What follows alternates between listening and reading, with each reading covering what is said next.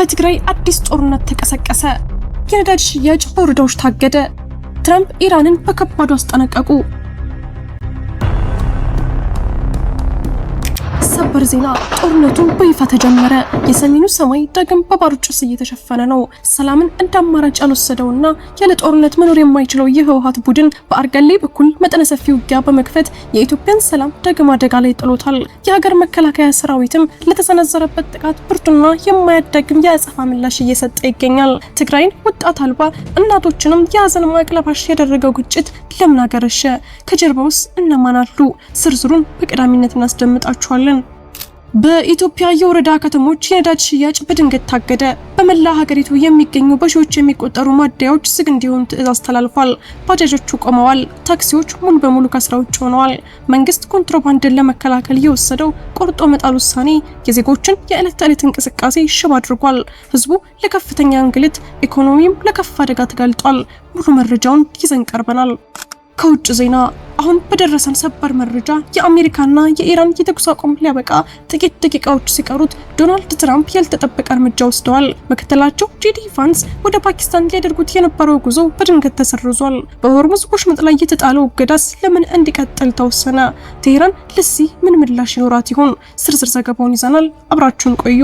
ሰላም ውድ ቤተሰቦች እንደምን አላችሁ? ይህ ዜና ላፍታ ነው። ቪዲዮውን ላይክ በማድረግ ይጀምሩ እያልን ወደ ዝርዝር ዜናዎች አለፍን።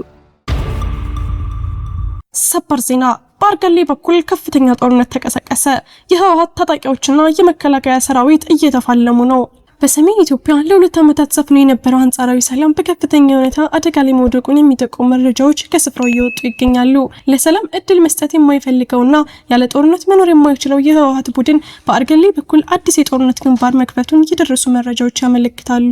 ይህ ጥቃት ቡድኑ ከታሪካዊ የሀገር ጠላቶች ጋር በመቀናጀት ዳግም ኢትዮጵያን ለማፍረስና የትግራይን ወጣት ለማስጨረስ የጀመረው አደገኛ ቁማር መሆኑ ተነግሯል። ህወሓት በቅርቡ ተግባራዊ ያደረገው አዲስ መዋቅርና የጦርነት ዝግጅት ዛሬ በአርገሌ በኩል ወደ ተግባራዊ እርምጃ ተቀይሯል። የኢትዮጵያ መከላከያ ሰራዊትና የአየር ኃይል የቡድኑን ትንኮሳ ተከትሎ ጠንካራ የሆነ የአጸፋ ምላሽ እየሰጡ ሲሆን በጠላት ይዞታዎች ላይ ከፍተኛ ኪሳራ እያደረሱ መሆኑ ታውቋል።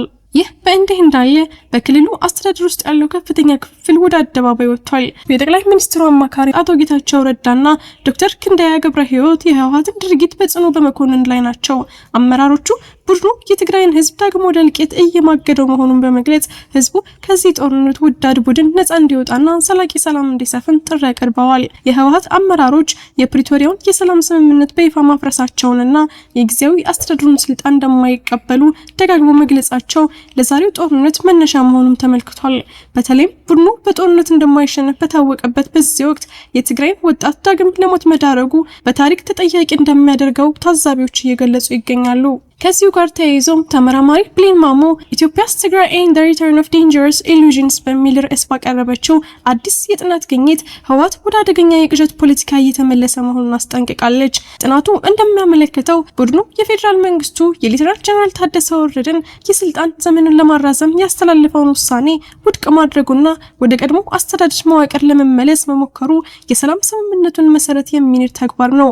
የፌዴራል መንግስቱ እስካሁን ድረስ ከፍተኛ ትዕግስትና መቻቻልን በመምረጥ የሰላም አማራጩን ለማስቀጠል ጥረት ቢያደርግም ህወሓት ግን ኃይሉን ወደ አዋሳኝ ክልሎች በማንቀሳቀስና በመከላከያ ላይ ትንኮሳ በመፈጸም ጦርነትን ምርጫው አድርጓል። ከሁሉም በላይ አሳሳቢ ሆኖ የተገኘው የህወሓት አመራሮች ከኤርትራ መንግስት ጋር የፈጠሩት አዲስና ሚስጥራዊ ግንኙነት ነው።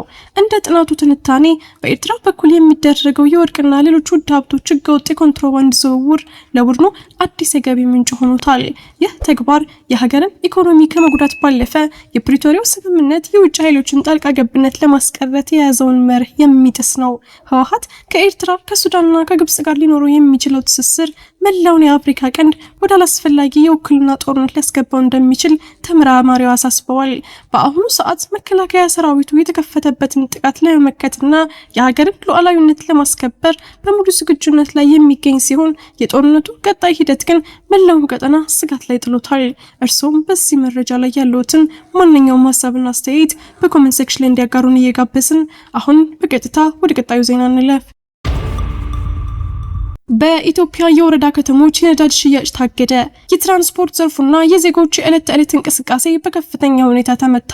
በኢትዮጵያ የነዳጅ ስርጭት ታሪክ ታይቶ የማይታወቅና አነጋጋሪ የሆነው የኢትዮጵያ ነዳጅ አቅራቢ ድርጅት ውሳኔ መላ ሀገሪቱን ወደ ከፋ የትራንስፖርትና የኢኮኖሚ ቀውስ ውስጥ እየከተታት ይገኛል። ድርጅቱ ከቀናት በፊት በድንገት ባሳለፈው መመሪያ በየትኛውም የወረዳ ከተሞች በሚገኙ ማደያዎች ላይ የነዳጅ ሽያጭ ሙሉ በሙሉ እንዳይካሄድ ማገዱ ተረጋግጧል።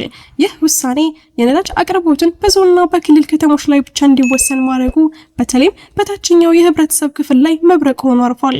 መንግስት ይህን እርምጃ ለመውሰድ የኮንትሮባንድ ንግድና ህገወጥ ዝውውርን ለመቆጣጠር በሚል ምክንያት ቢያቀርብም በተግባር ግን የታየው ውጤት ህገወጥ ነጋዴዎችን ከመቅጣት ይልቅ ህጋዊውና ምስኪኑ ማህበረሰብ ክፉኛ የሚቀጣ ሆኖ ተገኝቷል። ይህ ጥልቅ ጥናት ያልተደረገበት የሚመስለው ውሳኔ የወረዳ ከተሞችን የዕለት ተዕለት እንቅስቃሴ ሙሉ በሙሉ ሽባ አድርጎታል። የህዝብ ትራንስፖርት የጀርባ አጥንት የሆኑት አጭር ርቀት ተጓዥ ተሽከርካሪዎች፣ ባጃጆችና ሞተር ሳይክሎች ነዳጅ በማጣታቸው ምክንያት ስራ ለማቆም ተገደዋል። በዚህም ምክንያት በሺዎች የሚቆጠሩ ዜጎች ከስራ መፈናቀላቸው ብቻ ሳይሆን የአካባቢው ማህበረሰብ ከአንድ ቦታ ወደ ሌላ ቦታ ለመንቀሳቀስ የማይቻልበት ሁኔታ ተፈጥሯል። ዋዜማ ራዲዮ ያነጋገራቸው ምንጮች እንደሚያረጋግጡት ውሳኔው በዝቅተኛ የኢኮኖሚ ደረጃ ላይ የሚገኙ የህብረተሰብ ክፍሎችን ለከፋ የኑሮ ውድነትና ለስራ አጥነት እያጋለጠ ይገኛል። በተጨማሪም ቀውሱ በወረዳ ከተሞች ብቻ ሳይሆን ነዳጅ እንዲሸጥባቸው በተፈቀደላቸው የዞን ከተሞችም ላይ እጅግ አሳሳቢ ደረጃ ላይ ደርሷል። ተሽከርካሪዎች ጥቂት ሊትር ነዳጅ ለማግኘት ብቻ በየማደያዎቹ ከ3 እስከ 5 ቀናት ድረስ በረጅም ሰልፍ ላይ ለመቆየት ተገደዋል። ይህ ሁሉ እንግልት አልፎም ተራቸው ሲደርስ ነዳጅ አልቋል ተብሎ ባዶ እጃቸውን የሚመለሱ አሽከርካሪዎች ቁጥር ቀላል አይደለም። ይህም ሁኔታ በሀገሪቱ የትራንስፖርት ዘርፍ ላይ ከፍተኛ መቃወስን ከመፍጠሩም ባለፈ የመንግስት የቆርጦ መጣል ስትራቴጂ ከበሽታው ይልቅ መድኃኒቱ የባሰ ጉዳት ያመጣ መሆኑን በግልጽ አመላካች ሆኗል። ህገወጥነትን በዘመናዊ የቁጥጥር ስርዓት ከመከላከል ይልቅ እንዲህ አይነቱ የጅምላ ቅጣት መላ ሀገሪቱን ወደማይወጣበት የኢኮኖሚ ማጥ ውስጥ እየከተታት ይገኛል። ቪዲዮአችንን ላይክ ማድረግ አይርሱ እያልን ወደ ውጭ ዜና አለፍን። ትራምፕ ያልተጠበቀ ውሳኔ ያስተላለፉ። በአሜሪካና በኢራን መካከል ያለው የተኩስ አቁም ተራዘመ። የዓለምን ትኩረት የሳበው የአሜሪካና የኢራን ውጥረት አዲስ ምዕራፍ ላይ ደርሷል። ፕሬዝዳንት ዶናልድ ትራምፕ የተኩስ አቁም ሊያበቃ ጥቂት ሰዓታት ሲቀሩት ባልተጠበቀ ሁኔታ ስምምነቱ እንዲራዘም ወስነዋል። ይህ የትራምፕ ውሳኔ የመጣው ከፓኪስታን መንግስት የቀረበላቸውን ጥያቄ ተከትሎ ሲሆን ጦርነቱ ዳግም ያገረሻል ብሎ ሲሰጋ ለነበረው ዓለም አቀፍ ማህበረሰብ ትልቅ እፎይታን ሰጥቷል። ሆኖም ትራምፕ ለኢራን ያላቸውን ጠንካራ አቋም አሁንም አላላሉም። በተለይም በኢራን ወደቦች ላይ የተጣለው ከባድ እገዳ ተጠናክሮ እንደሚቀጥል በይፋ አዘዋል።